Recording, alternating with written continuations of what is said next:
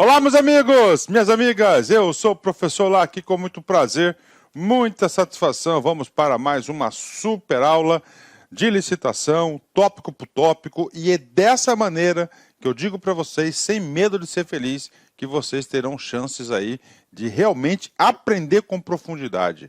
Cara, você sempre tem que colocar na sua cabeça, cara, aprenda tal coisa, aprenda em definitivo, para não ficar perdendo ponto à toa. O concurso público tem muito disso, né? Então vamos embora. Agora a gente vai falar das compras, né? Situar para vocês, né? Nós estamos no título 2, que é das licitações.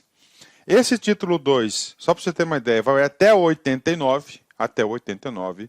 O artigo das compras, né, só para você ter uma ideia, vai até o 45, né? Ó, vai até o 45, então aqui vai até o 89, né?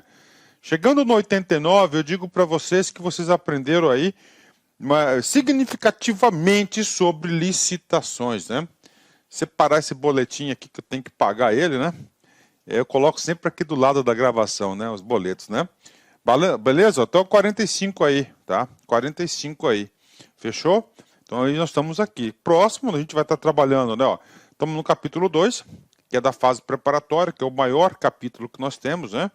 Agora a gente vai falar tudo sobre as compras, né? Isso foi uma subseção das disposições setoriais. Na próxima aula, vamos falar tudo sobre obras e serviços de engenharia, depois serviços gerais, locação de imóveis e licitações internacionais.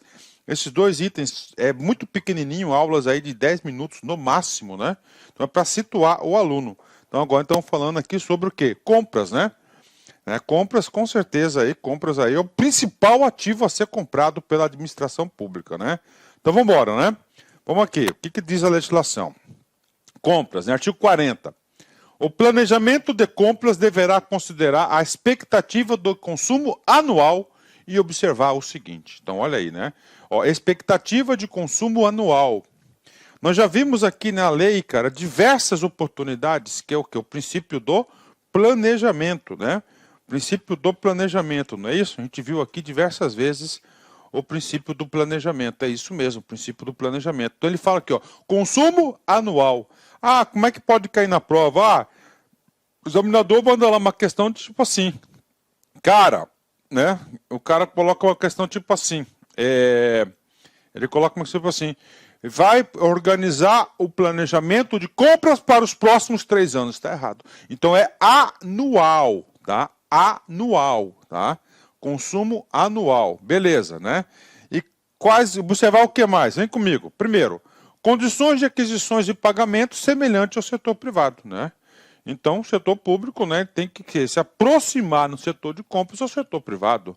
Não tem por que pagar mais nem pagar menos, né? Então tem que se aproximar ao setor privado, tá? Em relação ao preço e em relação ao pagamento, né? Então o que acontece, né? Bom tempo atrás aí, o que a administração pública comprava, né? Isso pode acontecer ainda, era maior do que o setor privado. Mas, professor, qual que era a justificativa do setor público naquela época? Eu vou colocar uma época remota, não vou nem considerar os dias de hoje, porque eu não quero ter problema para mim. Então, eu quero dizer para vocês, ele falava o seguinte, cara, por que era caro? Porque demorava a pagar. Ó, condições de aquisição e pagamento semelhantes ao do setor privado, ó. De aquisição e pagamento semelhantes ao setor privado. Então, o setor público não pode ter privilégio em relação a isso, né?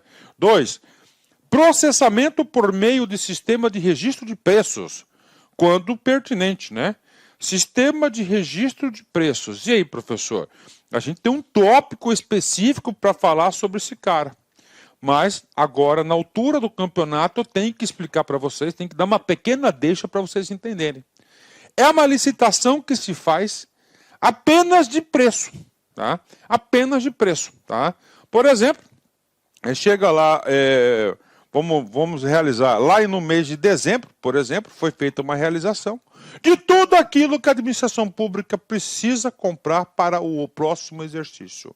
Aí ele faz uma licitação de preços, né? Aí o que acontece? É uma ata de registro de preço. Aí vai lá diversos fornecedores, item 1, item 2, item 3, item 4, e aí você forma-se o quê? A ata de registro de preço. Depois da ata de registro de preço já está licitada, o que acontece? Isso você sempre deve fazer, sempre no órgão central. Você pega a Secretaria de Gestão, a Secretaria de Administração do município, do estado, né, por exemplo, realiza essa licitação para todas as secretarias. E aí o seguinte, vamos colocar um item de consumo muito utilizado, papel, né? Papel A4, né, formato A4, que é o papel padronizado que tem na administração pública, né? Então lá licitou milhares, né? Milhares aí de resmas, né? Aí vai um órgão lá, Secretaria de Educação, tantas emas, vai lá, solicita a adesão a essa ata e pronto. Né? Então isso aqui o que acontece? Então uma coisa importante, né? Então, ó, as compras, né? As compras, isso aqui cai, cara, né? Ó, processamento por meio de sistema de registro de preços, quando pertinente, né? Então, olha aí, ó, processamento por meio de sistema de registro de preços, né? Professor, por que o legislador ele trouxe isso? Cara, quando você faz um registro de preços, né? Automaticamente, cara, você tem algum tipo de planejamento. Aqui já está forçando o quê? O órgão público a se organizar, a ter alto índice de quê? De governança corporativa, tá? Quando pertinente, né? Olha, quando pertinente. Então, se é pertinente, tem que adotar o sistema de registro de preços, né? Outra coisa, o sistema de registro de preços economiza a realização de várias licitações, tá? Várias licitações. Eu sou super fã da ata de registro de preços, né? 3. Determinação de unidades em quantidades a serem adquiridas em função do consumo e utilização prováveis, cuja estimativa será obtida sempre que é possível mediante adequadas técnicas quantitativas, admitido o fornecimento contínuo, né? Então tá aí pra galera, ele fala aí que as compras têm que ser o quê? Na quantidade razoável, na quantidade aí, na estimativa adequada, né? Adequada, né? Admitindo o fornecimento contínuo do serviço da compra, né? Beleza, né? Vamos lá. Condições de guarda e armazenamento, tá? Que não permitam a deteriorização do material, tá? Então ele estava querendo aqui, né? Olha aí, ó. Condições de guarda e armazenamento que não permitam a deteriorização do material, tá? Inclusive, né? Eu já vi muito colega aí se ferrar, principalmente na questão de medicamentos, né? Que compra os medicamentos, é uma compra, né? E aí perde lá, vence no prazo de validade. Cara, se venceu o prazo de validade do medicamento, porque a compra foi errada, ela não foi adequada. Eu já vi também, tá, colega responder processo administrativo disciplinar, por quê? Porque recebeu o produto e não guardou, não teve zelo no armazenamento. Claro, ali o que desperdício de recurso público e claro que o cara vai responder por isso, né? Então tem que ter as condições. E finalmente, né, aos princípios, né? Professor, e esse item 4 aqui, e esse item 5? Cara, esse item 5 é muito importante, tá? São 3 princípios. Preste atenção. Você quer ficar competitivo, você quer passar, então anotem isso. O assunto hoje o que dessa aula é compras, tá? Compras, beleza. Nós já vimos aí que a compra tem que ser atender a expectativa de consumo anual. A gente já viu 4 itens importantes em relação à compra. Agora a compra tem princípios específicos a serem aplicados na compra, tá? Cara, isso cai, cara. O examinador vai colocar assim na prova. Quais são os princípios vinculados à compra? 3. Padronização, parcelamento e responsabilidade fiscal. De novo, padronização, parcelamento e responsabilidade fiscal. Parcelamento. O que significa o princípio do parcelamento nas compras, né? Considerada a compatibilidade de especificações estéticas, técnicas ou de desempenho. É claro, né? A compatibilidade de especificações técnicas ou de desempenho, né? Essa é a padronização, né? E a gente sabe, né, que a administração pública tende a se padronizar, né? Eu, particularmente, entendo que a padronização traz um ganho importante para a administração pública, que facilita, desburocratiza, né? Já define um perfil de padrão, né? de consumo, né? Segundo, parcelamento, tá? Esse parcelamento, você tem que saber que é o princípio, e a gente tem 2 parágrafos aqui que a gente vai tratar especificamente sobre o parcelamento. Então vem comigo, né? Parcelamento. Quando for tecnicamente viável e economicamente vantajoso. Tá? Então nós temos aí, ó, quando que a gente vai utilizar o parcelamento? Quando for tecnicamente viável e economicamente vantajoso. Né? Então quando você utiliza duas coisas, quando é possível e quando é vantajoso. Né? Responsabilidade fiscal. Tá? Olha aí, as compras têm que atender também o princípio da responsabilidade fiscal, mediante a comparação da despesa estimada com a prevista no orçamento. Tá? Ou seja, né, o que ele está querendo quando ele incluiu o item 3 aqui? Ele quer que você gaste de acordo com o orçamento. Lembrando que o orçamento já faz parte de um planejamento, né, planejamento estatal. Então, o orçamento é sim um tipo de planejamento, tá? É a realização de um plano. Então ele quer o quê? Que você não fuja disso. Beleza? Beleza, né? Beleza. Então esse aqui é o artigo 40 das compras, né? E o que trata aqui o parágrafo primeiro? O parágrafo primeiro ele fala do termo de referência, né? Então ele fala o seguinte, olha, todas as compras, olha só, o termo de referência deverá conter os elementos previstos no inciso 23, no caput do artigo 6º dessa lei, além das seguintes informações, né? Então, gente, prestem atenção. Todas as compras deverão ser editados no termo de referência. Professor, o que é esse termo de referência? Termo de referência é aquela aula de 1 hora e 45 minutos que eu ministrei para vocês. Uma aula importantíssima, uma aula que a gente utiliza os conceitos dela praticamente em todas as aulas, onde a gente trata o quê? Dos conceitos aplicados. E lá tem o artigo 23, a gente fala do termo de referência. Esse termo de referência tem diversos itens, né?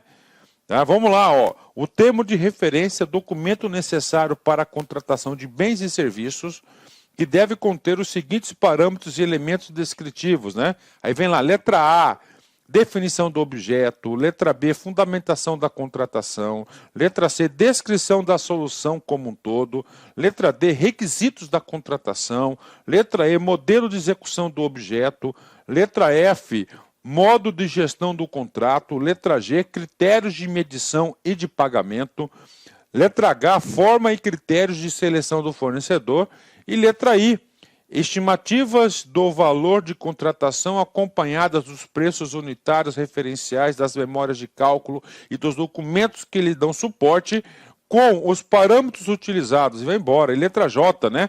Adequação orçamentária. Então, todos esses itens é o termo de referência. Tá? Então, ele quer o quê? Ele quer documentar o máximo possível. Você tem que entender o seguinte, cara, que a licitação, há uma responsabilidade muito grande da licitação, né? Nós temos uma responsabilidade muito grande da licitação, né? Tá? Uma responsabilidade muito grande da licitação. Então, ele envolve recursos. Então, quanto mais documentar, é melhor. Então, você tem que fazer o termo de referência e o até ali. Quem que faz o termo de referência é a unidade. É a unidade contratante. Então, a unidade contratante coloca a sua demanda no termo de referência e esse termo de referência vai para o setor de licitação. O cara que vai lá providenciar a licitação, é muito importante o detalhamento, por quê? Porque ele consegue fazer uma aquisição muito mais precisa. Além do termo de referência, que já é um documento maior, nas compras deveremos atender mais 3 requisitos. Primeiro, especificação do produto, preferencialmente conforme catálogo eletrônico de padronização, observados os requisitos de qualidade, rendimento e compatibilidade, durabilidade e segurança. Professor, catálogo eletrônico de padronização, nós já estudamos isso, tá? Então, nós temos aí um catálogo eletrônico federal, tá certo? Que pode ser utilizado como base, onde ele traz o quê? Todas as especificações dos itens a serem comprados, né? Então, isso ajuda bastante, né? 2. Indicação dos locais de entrega dos produtos e das regras para recebimento provisório e definitivo, quando for o caso, né? Então, nós temos aí o recebimento provisório e o recebimento definitivo, quando for o caso. Professor, não entendi esse tal do recebimento provisório e o definitivo. É muito simples, às vezes, né? O que acontece? Chega lá a carreta, entrega lá um produto muito técnico, por exemplo, e lá tem a nota fiscal, 10 caixas, beleza, né? Aí recebe as 10 caixas, pronto, é o provisório. E o definitivo? O definitivo vai ser, por exemplo, com alguém do almoxarifado, né, alguém da área técnica que conhece aqueles produtos, porque aquelas 10 caixas tem lá 10, tem não sei quantos itens, a pessoa não tem o conhecimento técnico se tal item representa especificamente aquele item que consta na nota fiscal. E mais um representante do fornecedor. Aí depois recebe provisoriamente, aí depois agenda-se uma outra data, né? Pode ser até no mesmo dia, com representantes, entendeu? Das duas partes, e aí faz o que? O recebimento definitivo, se for o caso, né? Não são todos os itens que precisam fazer isso, é só coisas bastante técnicas, né?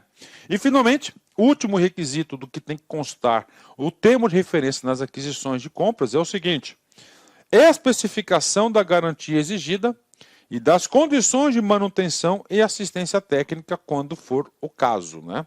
Então, isso aí é o item, né? Vamos embora. E agora, professor? Agora a gente vai trabalhar sobre o item de parcelamento, padronização, né? Professor, padronização, princípio do parcelamento, tá? Nós vimos que as compras, elas estão sujeitas, tá? Elas estão sujeitas a 3 princípios específicos, né? Esse princípio, tá? Esse princípio aqui que é do parcelamento, o princípio da padronização e o princípio da responsabilidade fiscal. Cara, isso deve constar no seu caderno. Só se você assistir a aula, você não consegue fixar o conteúdo. Você tem que escrever. Você tem que encontrar formas de cada vez mais você fixar o conteúdo. Quais são os 3 princípios específicos da compra? Padronização, parcelamento e responsabilidade fiscal.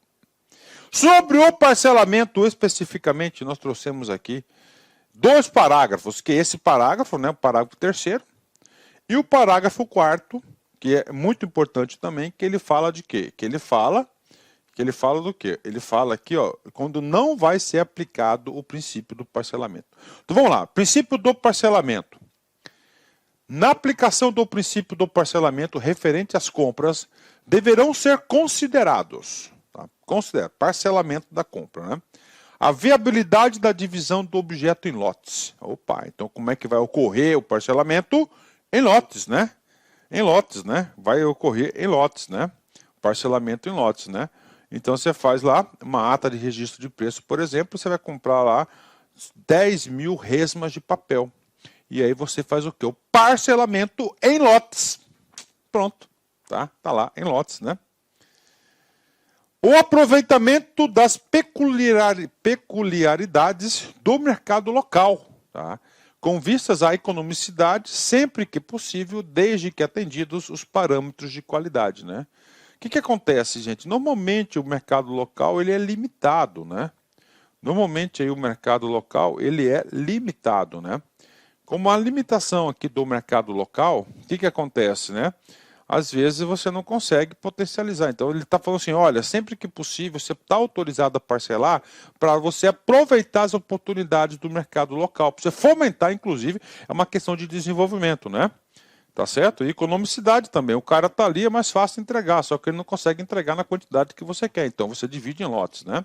E o dever de buscar a ampliação da competição e evitar a concentração do mercado. Outro princípio do parcelamento, ó.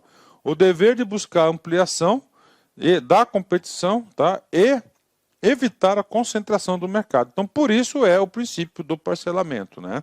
Beleza, né? Ok, entendi, professor. Então, isso aí são o quê? Quando vamos utilizar o parcelamento.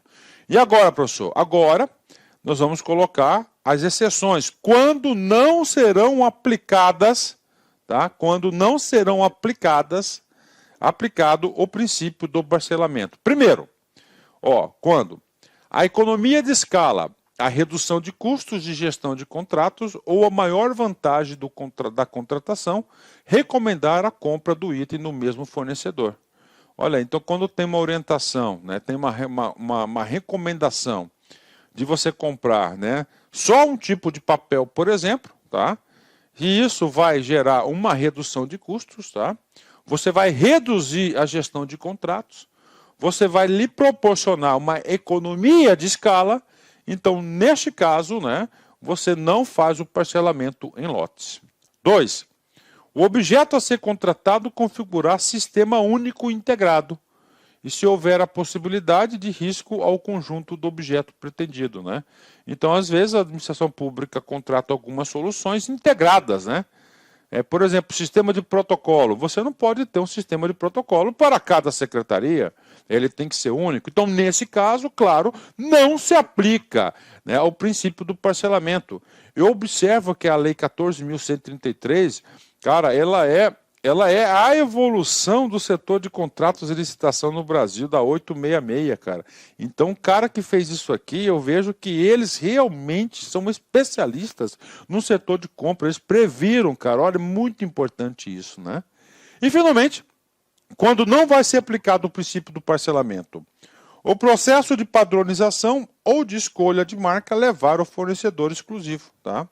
Olha aí, então, o que acontece? Às vezes você tem aí um fornecedor exclusivo. Então, se você tem um fornecedor exclusivo, por exemplo, né, não tem por que você adotar o parcelamento, né? E quando você tem um processo de padronização, beleza, ou de escolha de marca, levar a um fornecedor exclusivo, né? Fechado, né? Vamos lá, parágrafo 4º, vem comigo aqui, né?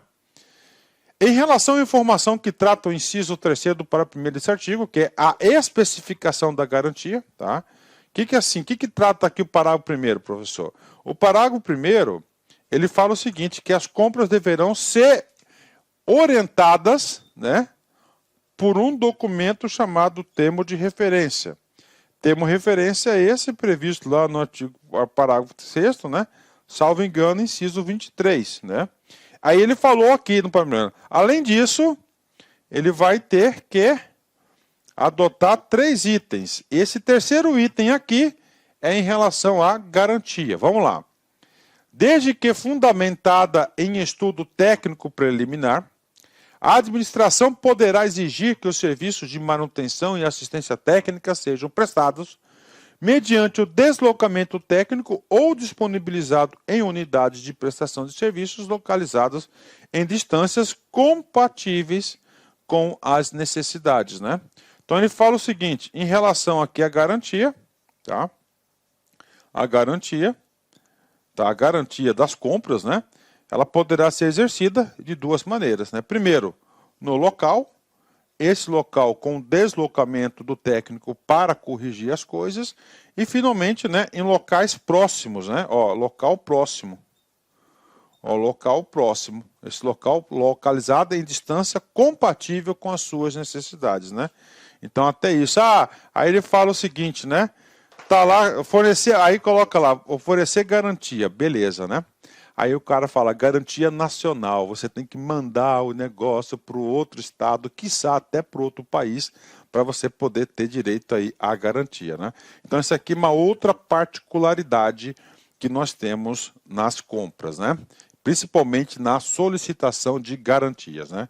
E agora, professor, para mim, eu acho que é um dos pontos mais importantes aqui, tá? Mais importante aqui, tá? Mais importante, né? Vamos embora. No caso da licitação envolve fornecimento de bens, a administração poderá, excepcionalmente, tá? Então, agora diz o seguinte, né? Esse slide aqui, para mim, tá? Ele é um dos mais importantes, tá? Da aula. Por quê? Porque ele pode cair. Ou seja, são as excepcionalidades da compra. Primeira excepcionalidade da compra, olha só. Indicar uma ou mais marcas ou modelos, desde que formalmente justificado nas seguintes hipóteses, né? Então aí, né? Então é o seguinte, né? Então é no edital da licitação, tá? No edital da licitação, ele, né, indicar uma marca ou um modelo. Pô, professor, tá? Você põe celular, nós temos aí um caminhão de marcas e modelos, não temos? Um caminhão de marcas e modelos. Sim, temos um caminhão de marcas e modelos. Cara, a partir do momento que você coloca no edital que você só quer comprar telefone da Samsung, tá? Na minha modesta opinião, você feriu aí um dos princípios fundamentais, aí, 2 princípios fundamentais da licitação, que é a igualdade. Por quê? Porque aquele fornecedor que não trabalha com essa marca, ele está excluído. Segundo, a competitividade. Ele tirou o elemento competitividade da licitação. Então é o seguinte, né? Então o que acontece? Atenção, por isso que aqui é importante. Excepcionalmente, no processo licitatório, poderá indicar uma ou mais marcas em 4 hipóteses, né? Em 4 hipóteses, né? E aí, professor, como é que era isso antes da lei? Né? Tem que fazer para vocês aí uma boa explicação em relação a isso, né? Eu tenho que trazer para vocês aí uma boa explicação em relação a isso aí também, né?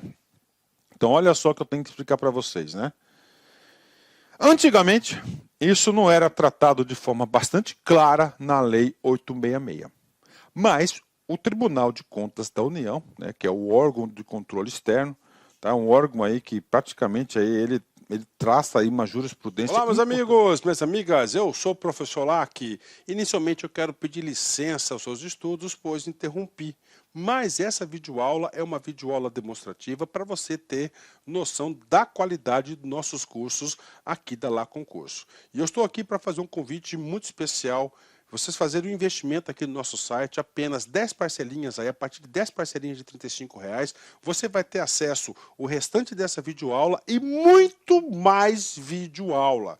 Nós colocamos aí, no máximo, aí, 1/3 das videoaulas aí disponíveis no nosso curso.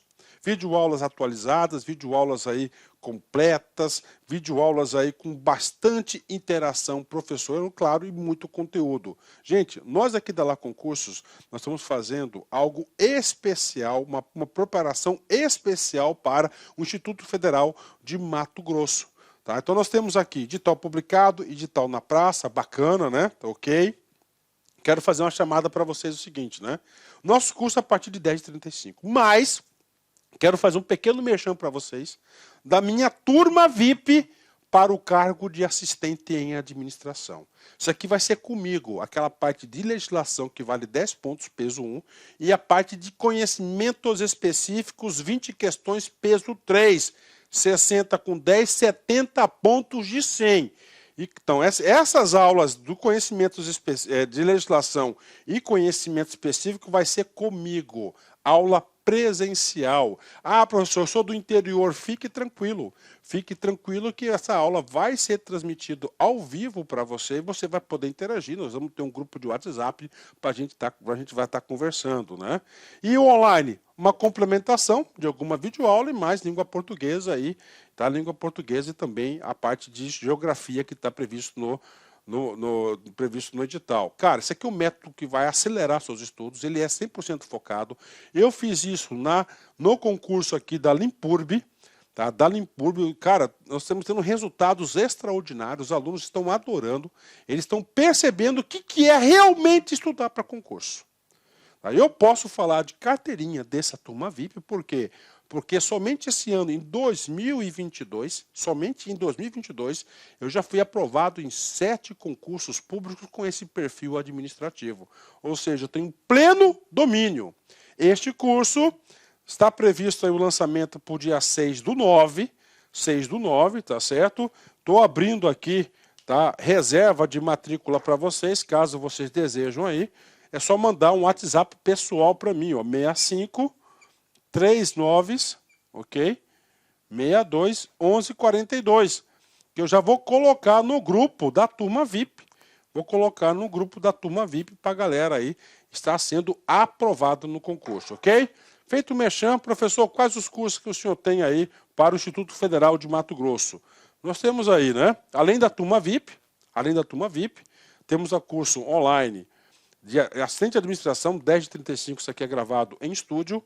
Técnico em contabilidade, 10/35, tecnólogo formação de área gestão pública, 10/35 e técnico em assuntos educacionais, R$10,35, ou seja, super barato aí em conta.